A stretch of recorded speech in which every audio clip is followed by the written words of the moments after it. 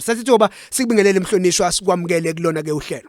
Njengentokozo umfaka kweyama kuyintokozo kuba kuyintokozo FM Young People's Choice khetho labantu abasha. Mhlambe ngemfethu asiqale ke sibonge ke ukuthi sikwazile ukuthi sibe kanye nawe ekulona ke uhlelo sekukaningi ke sibona endaweni eziningi ke kuba ukuthi ke siyakubona komabona kude siyakubona kuzo zonke indawo sisho sithi cha nabalaleli bethu ke bomsakazo intokozo FM kuyadingeka abalithole ithuba lokuzwa kabanzi masikhuluma ngemadlanga commission ngomuntu obile ingxenye yokusebenza kakhulukazi kwamaphoyisa siyazi ke kwabala nendaba yazo ke idakamizwa ngiyazi ukuthi ke wabasethimbeni elibhekelele zona ke idakamizwa mhlawumbe ke siqale sibheke emhlonishwa ukuthi ukusungulwa kwemadlanga commission emva kwemedia briefing yenziwa uGeneral uNhlanhla Mkhwanazi iyayifezakalisa yini imiso zezikhalazo ezayikhalelwa uyena uGeneral uNhlanhla Mkhwanazi. Yes, so ake ngiqale nje eqaleni emfaka kweyama ama commission eSouth Africa agavinwa iConstitution. Yes, usection 84(2)F oshoyo ukuthi uma ngabe upresident uyena une right yokukhetha ukuthi ubani ozoba kwi-commission ubani ozoba usihlalo njengoba kukhetha uJustice Madlanga. Yes, uMbuyiseni Madlanga, yes. So then ke nama assistants akhe ke that prerogative yokukhetha iqhamuka from the president. Okay, right. Okay. And then bese bakhona ke iCommissions Act 8 of 1947. Uyona ke egovernisha ukuthi iCommission isebenza kanjani, meaning uma ubiziwe uzofika lapha ukhuluma iqiniso ukhuluma ukwaziyo. Yes, but iCommission ayinawo amandla ukuthi ikushushise mhlambe ikubophe iyenza ama recommendations nje kuphela. So yonke leyo list iqhamuka from iCommissions Act of 1947. Bese ngiyake kuless nayo ke njengamanje ke egovernishwa yilawo ma prerogative amabili ka president from constitution plus iCommissions Act 8 of 1947 ukuthi njengoba uGeneral Mkhwanazi enza leza insolo azenza ingabe njengamanje ke kuyaddresswa yini lokhu ayekubekile. Yebo ngisho ngithi kuyaddresswa ngoba siyabona ukuthi osopolitiki bayathinteka kakhulu makumaningi impela amagama aseke abizwa lapha osopolitiki aba interfere shayo ngoba ukusungulwa kwale commission upresident wakubheka ukuthi iinterference yepolitiki kwi-law enforcement ihamba igcinephi. Sibonile kuruleni, siyabona na ka-SAPS, siyabona naku-IPD ukuthi nakhona ngathi zikhona isandla esiye sibe khona. So i-law enforcement iya-checkwa ke and njengamanje kusihamba kahle kakhulu. Mhlambe ke bese siyayibheka ukuthi kusukela ngomhla ka6 July sebevelile ke ofakazi baba baningi ngaphambili kwayo ke iCommission la khona ke kubonakala abanye kuyitatimende beyiphika bethi ayicha lesi ngathi kasibhalanga imina abanye mabebuzwa ngembuzo athi umuntu kweloku akukho kumkamo wokusebenza kwami. Ake sibheke mhlawumbe kulabo kuyibona abathe bathi inteka kakhulu mhlambe siqale sibuyele kuyena uSenona. Abantu abaningi banayo intshisekelo yokwazi kabanzi ngaye benayo uJulius Mkhwanazi. Kodwa uSenona ngoba uma kuthintwa yena kuze kuthintwe kakhulukazi ke nakhona koSiphingo noManzi Mtoti noShefstini nezindaba zama drugs njengomuntu ke osebenzile embuthweni uma ethula ubufakazi ngokuqonda ukusebenza kuqhelelene kangakanani nobuqiniso asuke ekuthula ngaphambi kwayo iCommission.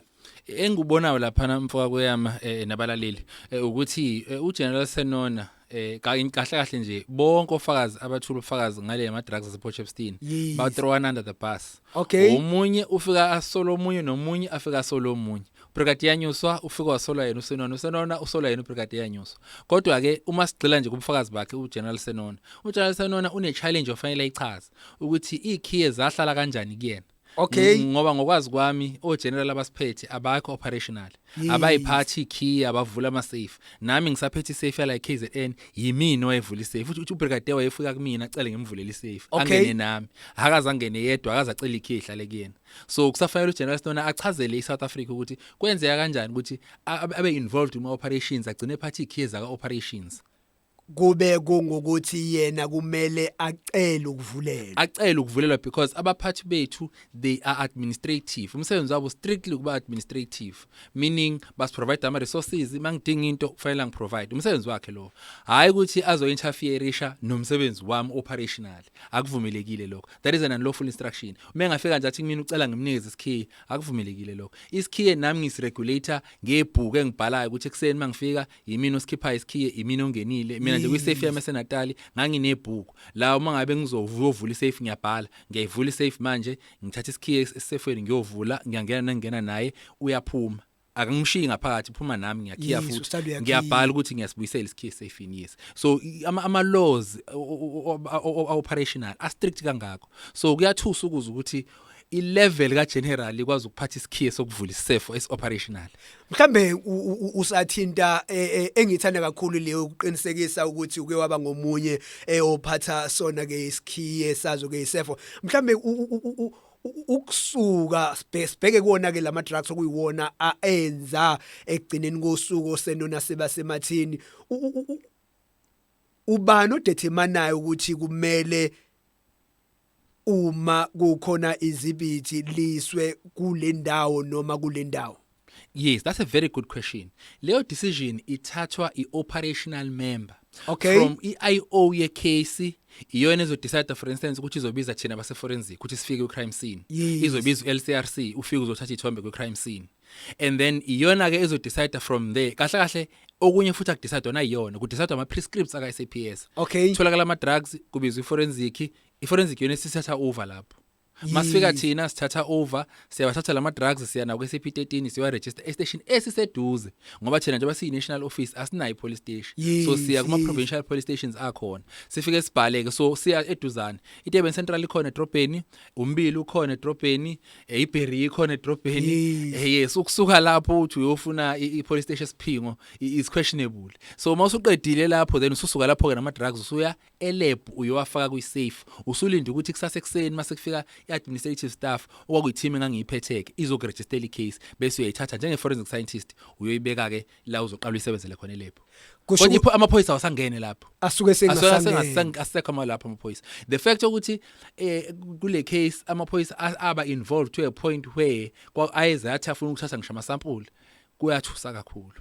Mhlambe ke uma sibheka esuka eyeka zonke lezikhungo eziseDurban Central ezefika esiphingo ebalwa lapha phansi esiphingo usenona nalapho mhlawumbe umbuzo sangaqhamuka ukuthi ungena kanjani ngoba nalapho liyavele lakhe igama lokuthi waba nawo umyalelo. That is the thing ukuthi akwazi ukuthi umphathi abe involved entweni operational akwenziki. Into kanjalo nje isuke ichaza ukuthi kune irregularity ekhona okufanele icorrect. Ngizokwenza isibonelo nje. Yes. Kwathi umphathi ebengisebenza naye uKennel Sonce bemnika instruction yokuthi akathumele imember ePotchefstroom. Wathi no, akakwazi ukuthumela imember entweni engaseyona icrime scene. Asikwazi ukusamplisha ePotchefstroom. Wawubeka wacaca lo mthetho loyo. Wathi noma ubrigadier zama ukumncenga ukuthi hayi siyacela uthumele, wathi no, ama prescripts akakusho lokho. Kwaphela kanjalo futhi imember ihambanga zaya khona. Akukwazi ukuthi ubrigadier amforce ukuthi ahambise imember lapha ayokwenza into engasekho emthethweni.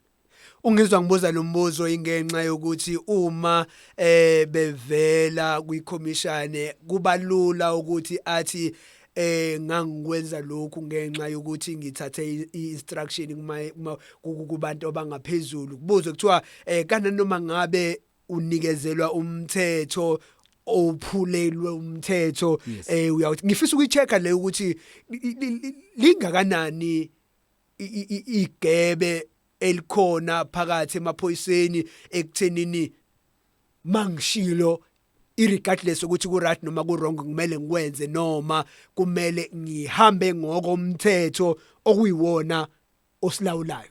Kube sekuyanda ngama ethics akho ukuthi njengomsebenzi uthembeka kangakanani emsebenzini wakho. Okay. ngisho ukuthi uyayithola instruction evela kwabaphathi bakho mhlambe ethi yenza into engalungile Yes. une right ukuthi no angikwazi ukulandela i-unlawful instruction emaphoyisa nje analeyo right yebo siyawalandela ama instructions from abaphathi bethu kodwa if it's unlawful then we can challenge that instruction. Mhlambe ke sesiyabuyela ke esikhathini sami emzuzweni wama22 elishayeleke lona ihora lesithupha mamsana uvulela umsakazo siyakubingelela siyakwamukela kulona ke uhlelo lwezindaba zomphakathi siyaziqeketha current affairs igama ngimjabulelwa ngiwumondli ngingwawuyama ke sami esibongo iPMK Audio Production yasiqopha uhlelo lunjengoba linjalo sinake umhlonishwa uThabo wakandevu ke wasebenza kakhulu ke emaphoyiseni emkhakheni eminingi yahlukahlukene mfowethu asibheke ke ukuthi njengoba iqhubeka imadlanga commission Yes. sisesigabeni einsukwini mhlambe ku127 yaqala ukuhlala imadlanga commission kulabo asebethe babhekana nengalo umthetho kunawo umthelela mhlawumbe hleze wezinto eziphuma kwimadlanga commission ohlamba umbuzo omunye uyibeke kahle yacaca ukuthi imadlanga commission ayiyona inkantolo. Yes. Yenza incomo. Yes. Mhlambe ke asibheke ukuthi uma isizenzile incomo inawoni amandla okuphumela emphakathini ethi indlela ekuthwe ngayo kule incomo sicela ukuphinde siyi-challenge. Correct. Ake ngenze nje isibonelo. Umnumzana uMkhotsi wathi melapha kwikhomishane wangafuna ukuphendula eminye imibuzo elokethe akafuna ukuzincriminate kanjani. Kodwa lokho kumenze waphelela ejele. Okuchaza ukuthi imadlanga commission inawo amandla ukuthi mayisiyenza incomo then uNPA bese uyayilandela. Oh, okay. Yes, so ithe ukuhluka kancane kunezondo commission state capture because laphana akuboshwanga umuntu waboshwa umongameli former president kuphela but ngapha kuyaboshwa impela because incomo ezizenziwe ziyalandelelwa sithanda kuze ukuthi uShibhiri uGeneral Shibhiri usanda kuxoshwa naye. Ama recommendations alandelwe kusukela ezincomweni zikamadlanga uMashaba ubengamisiwe prior ukuthi awunika itestimony uMashaba lo waseGauteng ophethe Gauteng uChief Mashaba but manje usemisiwe uMashaba based on incomo zemadlanga commission so it is very effective. Sikhathami ke masika nje siyangivumela mfokandeli ukuthi ngiphinde ngiuqhamuke na umbuzo Ndevu ukuthi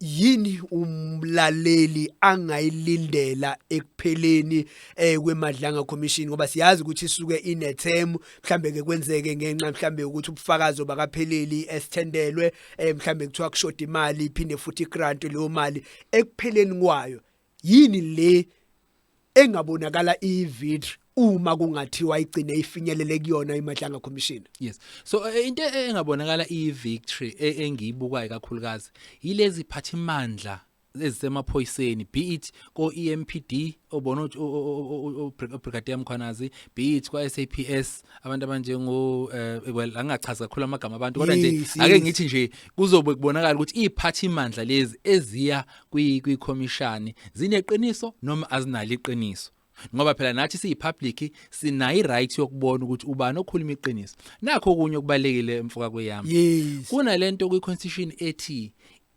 umbuso must be seen to be practicing justice. Okay. Meaning nami as umuntu ordinary fanele ngibone ukuthi kwenzeka ijustice. So njoba i-broadcastelwa lokho ukuthi sibone ukuthi lezi iphathimandla lezi ingabe ziphethe kahle yini. Nayo General Mkhwanazi njoba ayayothula ufakazi lapha iqiniso yini lokho akwethulayo njalo njalo. So ekugcineni kwa i-commission kuya kumbuzweni wakho direct mfoka kweyama sifuna ukubona ukuthi amaqiniso ayaphuma yini lezi iphathimandla ezisolakalayo ziphendula ngokwanele yini. No minister fanele aphendule, no General Sibiya fanele baphendule, naye Mkhwanazi kufanele aphendule, no General Khanjalo njalo. So sizobona ukuthi lezi ikhulu zethu zineqiniso noma azinalo. Umadlanga uzokwenza incomo nathi njoba sibuka sizokwenza ezethi incomo njengepublic.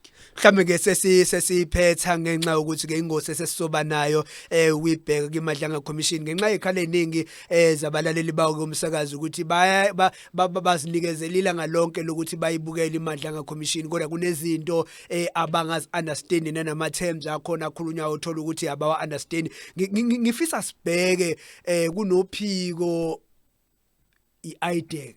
Yes.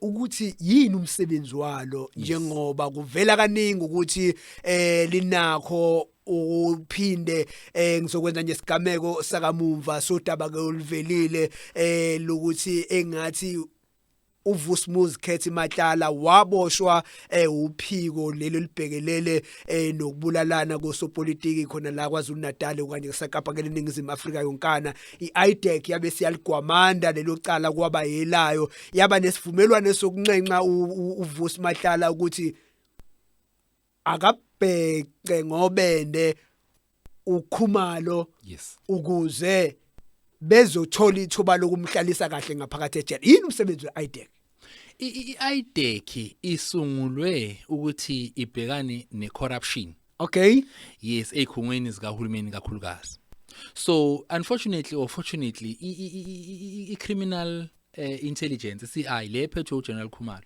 inokusoleka kakhulu ukuthi ngoba bona ifund yabo kuthiwa islash fund asinamkhawulo okay so mabefuna mhlawumbe ukuthi benze investigation la eMlazi bangavela bafike bathenga ibhilidi khona la eMlazi khona kuzoba sengathi mhlawumbe umuzi khona bezokwenza umshosha phansi we-investigation so bavumelekela ukwenza ukuthenga imizi ukwenza in manje kube kunebelief yokuthi islash fund kusukela ngekhathi zika General Richard Mdluli ukuthi besimisiyuzwa so iIDEC ke yasifuna ukugxila kakhulu lapha kuyena ukuthi wenze njani uKhumalo unfortunately for bona akukho abakuthola kunalokho bagcina bembophela ukuthi waqasha ubrigadier lo owayeqashiwe ukuthi waqashwa ngendlela engalunganga but ke nalokho you cannot arrest a person for a labor matter yes so manje balokho bemgijimisa ke njoba namanje sizama ukubona ukuthi yini le abathi bafuna ukumshajela yona manje ngoba bakasho ukuthi bamshajele ini bathi balinde kudlule umhla ka30 ngoba kumbopha kwakhe kuzophazamisa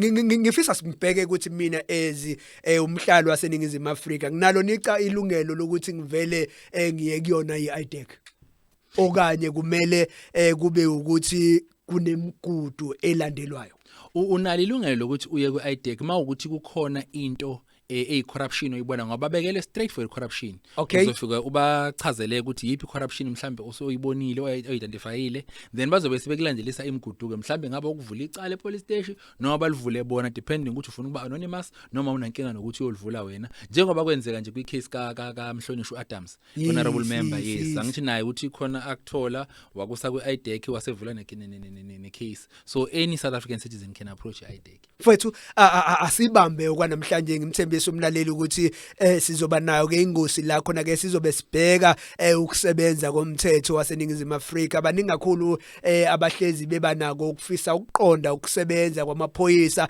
kanjalo nokuhlukahlukana kweinhlaka zamaphoyisa ukuthi uma ubona iphoyisa lihamba ngemoto ebhalwe ukuthi lelo phoyisa lisuke lidila nani uma kukwi-crime scene kahle maku fakwa lezinto thina ngokolimo ojwayelekile libizwa ngama danger tape kusuke kwenzakalana uma kutholakala idakamizwa zibonakala zifakwa emaphaketheni kusuke kwenzakalana zizoyapi kubonakala ngani ukuthi lezo idakamizwa ziyini nanokuthi ke umuntu ogcina eboshiwe usuke esolakale ngoba kwenzekini mfethu neforum CPFs yini egovernisha ama CPFs nakho kufanele sibachazele abaleli ngelinye injalo nje mfethu sithatha ithuba mfethu sibonga ngiyabonga mfethu ngiyabonga mthana radike isikhathi sami ke masi kanje ligamenxe ke ihora lesithupha na kanjani sibonga kakhulu kena ke umfoka Ndevu Thabo kuyena ke ubhekelele kakhulukazi ke ephathelene nomthetho waseningizimu Afrika usebenze kakhulu einhlakeni ezahlukahlukene zamaphoyisa masikaqinisekisela nje kuzo zonke ngoba usebenza kunational kusho ukuthi kuzo zonke ke ifundazwe ube ngomunye walabo abebekade bekwazi ukusebenza bafinyelele khona uma kukhona amazibhidi wazi kahle kamhlophe ukuthi ke agcinwa kanjani ukuze ezokwazi ngelinye ilanga ukuba sebhokisini njengobufakazi